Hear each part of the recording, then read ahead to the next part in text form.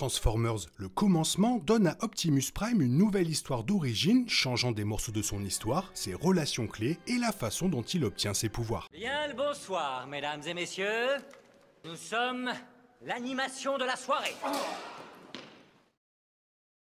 Le film d'animation de 2024 explore les débuts de Cybertron sous la direction de Sentinel Prime, façonnant l'histoire sur l'origine d'Orion Pax pour devenir Optimus Prime, le leader sage et puissant des Autobots. Ceci est raconté tout en établissant la transformation de D16 en Megatron, le chef des Decepticons. Alors que le film existe dans une nouvelle chronologie exemple des films en live action ou d'autres projets, raconter l'origine d'Optimus Prime suscite diverses attentes. La transformation d'Orion Pax en Optimus Prime est tout l'objet narratif de la fin du film. Il devient plus puissant que jamais et est chargé de conduire les Autobots et Cybertron dans une nouvelle ère. Son évolution est liée à un arc de personnage massif qui le fait passer de l'un des citoyens les moins importants d'Raccoon City au plus important citoyen après avoir contribué au renversement de Sentinel Prime. Le film donne à Optimus Prime une nouvelle histoire d'origine similaire à celle déjà vue, mais présente également plusieurs différences clés. Le film commence avec Orion Pax travaillant comme mineur d'énergon à Raccoon City. C'est un petit robot sans capacité de transformation et dépourvu de la plupart des qualités de leadership associées au personnage. Sa meilleure caractéristique et son espoir pour l'avenir de Cybertron est la conviction que tout le monde pourrait vivre normalement une fois que la matrice de commandement sera trouvée et que l'énergie recommencera à circuler librement sur la planète. Ce n'est qu'à travers ce voyage qu'il apprend la vérité sur ce que Sentinel Prime a fait au Prime, lui donnant une raison de mener une rébellion.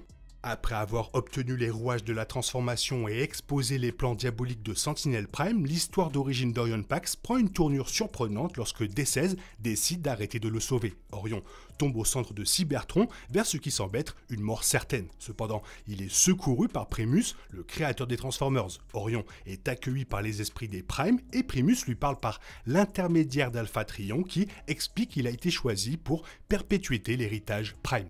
Primus renomme officiellement Orion Pax en Optimus Prime au cours de cette séquence. Il émerge du milieu de Cybertron avec la matrice de commandement dans sa poitrine, prêt à arrêter l'attaque de Megatron sur Raccoon City. Les deux Transformers se battent pour le sort de la planète, Optimus Prime étant le vainqueur. C'est à partir de ce moment qu'Optimus Prime s'impose comme le leader que Cybertron mérite. Il reclasse ceux qui sont restés avec lui en Autobots, leur donnant tous les rouages de transformation et inaugurant une nouvelle ère pour les robots.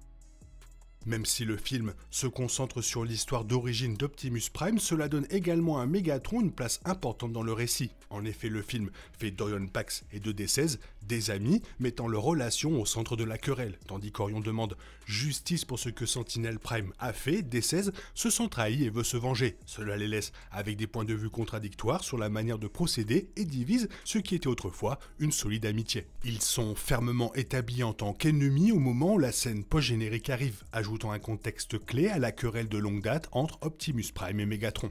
Les films, dessins animés et bandes dessinées ont toujours présenté Optimus Prime et Megatron comme des types de dirigeants opposés.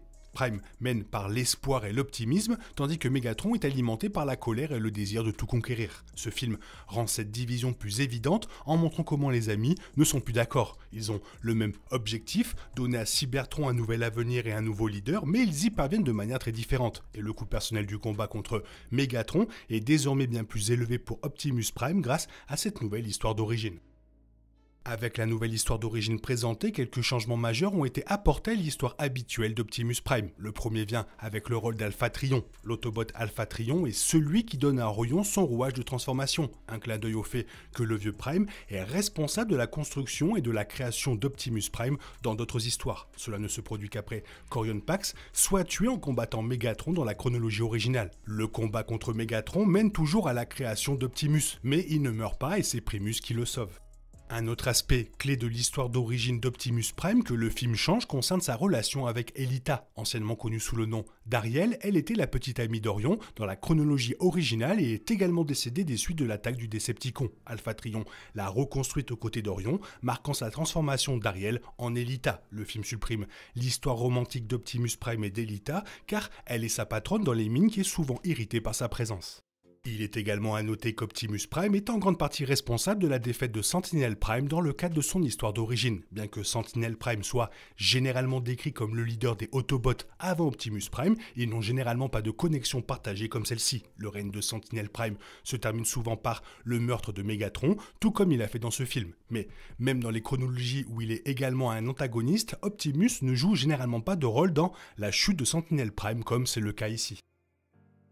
Une fois qu'Orion Pax devient officiellement Optimus Prime, il débloque un tout nouvel ensemble de pouvoirs. Comme il était habitué à ne même pas pouvoir se transformer, Orion a pris cette capacité du rouage de transformation comme une amélioration majeure en soi. Mais une fois que la matrice de commandement fait partie de lui, le combat d'Optimus Prime contre Megatron lui montre ses améliorations. Cela inclut de nouvelles capacités comme des lance-flammes depuis ses bras et une hache laser lumineuse qui émerge de sa main. Ces nouvelles capacités et armes rendent Optimus Prime plus puissant qu'auparavant.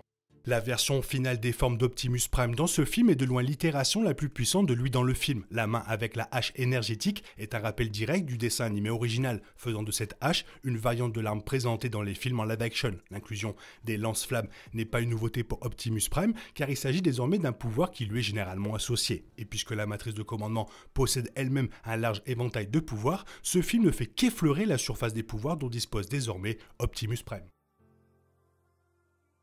Toujours un plaisir de parler du grand Optimus Prime. Toi, qu'est-ce que tu as pensé du film? Fais-le moi savoir dans la zone commentaire. Sinon, il est temps pour toi de reprendre le cours normal de ta vie. On se retrouve bientôt pour une nouvelle vidéo. Bisous, bisous, bye bye.